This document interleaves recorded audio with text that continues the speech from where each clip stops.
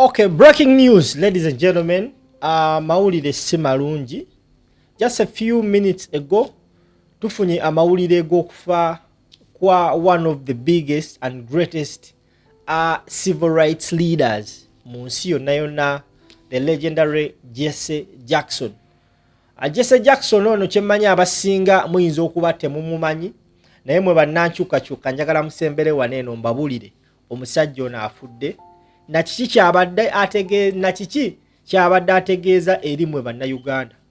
Jesse Jackson y'omu ku basajja abaalwana ennyo okulaba nga enfuga y'amateeka oba eddembe ly'omuntu mu ggwanga erya America, mainly omuddugavu, lifiibwako.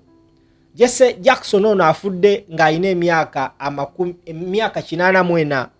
Yali omu ku basajja ba Martin Luther King ab'oku lusegere, nti bwe baali bateesa. For example, right now, kankuwa example nga Bobi Wine, Ssenyonyi, David Lubongoya, Muwanga Kivumbi. So Jesse Jackson yali mweyo saako y'abantu abataano. Ekifaananyi kyolabaawo ku screen ali circled ye Jesse Jackson afudde olunaku olwaleero. Now oyo amudiridde ye Martin Luther King, ye yafadda. Era be bamu ku basajja abasigaddewo nga batambuza ensonga ya civil rights mu ggwanga eri America. Era abadde nga advocating nnyo for democracy mu mawanga ag'enjawulo. Now mu mwaka ogwa 20 if I'm not mistaken 2019 Robert Kyagulanyi Ssentamu Bobi Wine yali mu ggwanga era US era n'afuna omukisa okumiitinga Jesse Jackson. Ekifaananyi kino kyatutrendinga nnyo, abasinga truth be told tetuwamanya who he is until we twagenda ne tusoma ku bitabo. Abali bamumanyi bali bamumanyi, naye we yaliko mu America yafuna omukisa ogwatuukako mu makaage ne batuulamu ne banyumya n'amu advisinga, era nkiwandowooza babadde balina enkwatagana oba oliawo ey'omuggundu ffe gye tutamanyi. Right now Robert Kyagulanyi Ssentamu Bobi Wine embeera gy'ayitamu teyawukanirako ddala n'embeera Jesse Jackson ne banne gye bayitamu ebiseera biri nga bakyalwana okulaba nga bejjako effugabbi. So Bobi Wine okumiitinga Jesse Jackson kyali kyetaagisa oba oliawo okumuwa ku tips. Oyinza n'okubeeraawo nga ne Bobi Wine okuba nga talabikako essaawa zino bwali bumu ku bukodyo bw'abana abasajja. Now mu ngeri y'okurecognizinga Bobi Wine ne efforts ze z'akoledde bannayuganda, mu 2019 we yagenda mu America, Jesse Jackson yamuwa award. Era omukolo ogwo nkiwa mwenna mwagugoberera era mwagulaba. Era ku lunaku olwo bamuwa award, Robert Kyagulanyi Ssentamu Bobi Wine ng'akozesa omukutu gwe ogwa Facebook yavaayo n'ateekako caption ku bifaananyi ebyo bye baamuwa ebya award. Yali musanyufu nnyo first and foremost okuba nti ya receiving award from such an honorable man like Jesse Jackson, omuntu gwe yasomako obusomi mu history, n'avaayo n'amuwa award. Yateekako caption n'agamba nti last night I was very honored to receive this year's International Humanitarian Award from Reverend Jesse Jackson, a champion of the civil rights movement in the United States of America. I am grateful to the coalition he leads for this recognition, which only confirms to us that our cries for freedom are reaching the ears of the world. I dedicate this award to the men, women, and children of Uganda who have paid the ultimate price in our struggle for democracy. Those are the true heroes of our nation. This recognition only encourages us to work even more until our country is truly free from oppression, suppression, and exploitation. People power, our power. Lolo lunaku lwe yamiitinga Jesse Jackson era n'amuwa award eyo eya International Humanitarian Award. Naye mwe akasajja kano Kyagulanyi si ka bulijjo. Oyinza okubeerayo mu kazigo ko n'otandika okuzoleya, n'otandika okunyoomereza, naye my brother, my father, akasajja si ka bulijjo. Abantu ngano ba Jesse Jackson tebasemberezekekako. Now this gentleman kyannaku nnyo nti afudde, naye according to the small or little research I've made, Jesse Jackson ayadde ayina omwana gwe bayita Jesse Jackson Jr.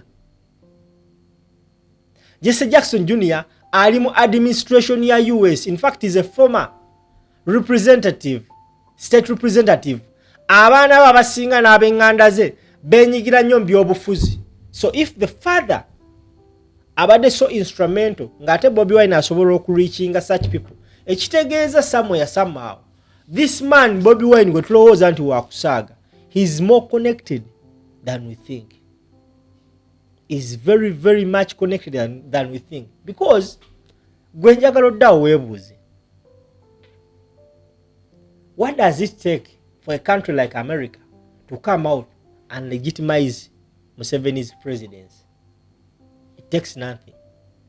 Bakira bukezi ne bakutisa kibaluwa, congratulations Museveni for winning the elections. Nga bakola abalala naye na buli kate bannaba.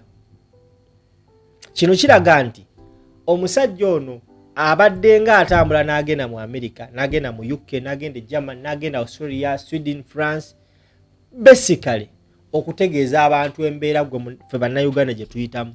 Era abadde nga abagamba bannaye, ffe tetuwagala mujje mutugireko Museveni, nedda. Tuwagala mulekeraawo okushakinga hands n'omusajja oyo. You're legitimizing his presidency. Yes, kyetuwagala.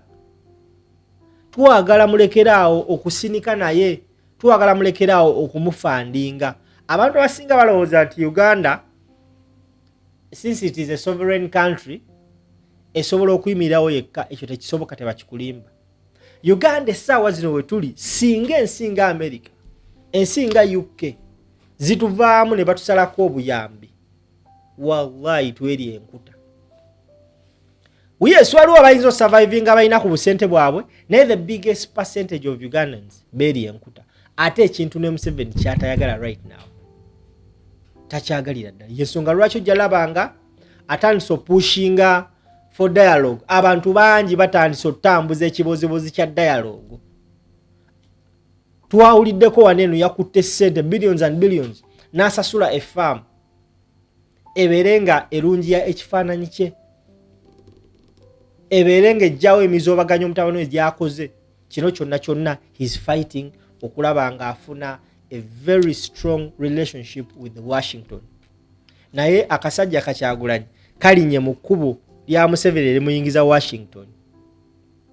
It's because of such people they are meeting anga omugenzi right now Jesse Jackson. Oba oli awo osanga bano ba Jesse Jackson just yete yetaga Museveni we yakutte sente billions okulongoosa erinnya lye. Ye Bobi Wine wabanga ina ba Jesse Jackson teyetaaga sente. Wana abasajja abadde nga bakola byalaali. Akuba kasimu wachi no bwekiti ne bwekiti mwakiwulidde. Bwekiti ne bwekiti mwakiwulidde, bla bla bla bla mwakiwulidde. That is it. Bebana abasajja abayogerwako mu byafaayo bya America ne wankubadde nga tebafuna na mukisa gulidinga nsi, naye nga bagenda kwogerwako emirembe n'emirembe. Amina. Abasajja atugamba nti mu ggwanga lya America lwa abasajja abamu abatesimba nawo, naye nga they influence, basobola okuinfluencinga cabinet, basobola okuinfluencinga presidency. Okategedde. So kitalo nnyo nti the world has lost such a very honorable and generous man.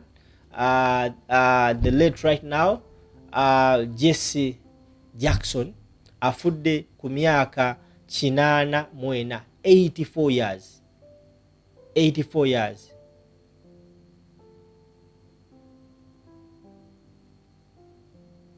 84 years. Kwafiridde. He was born bamuzala mu Greenville, South Carolina during the Jim Crow era, but rose to become a civil rights icon and a groundbreaking politician who mounted 2 electrifying runs for the presidency in 1980s. Yesimbawo kusebo badde sikimanyi ekyo. So he's a very honorable man, era agenda kujjukirwa ko bingi nnyo nnyo. Ffe bannayuganda tetujja kujjawo the fact that president waffe generation leader waffe yamumeetingako era namuwa ne award ya humanitarian award, international humanitarian award. Akategedde vuga video bampita simple buno nja bukola nnono nze yabwesigaliza nzekka wano ku mikutu bukola buno abasigadde bakakyere tebagenda bukola. Tambuza video.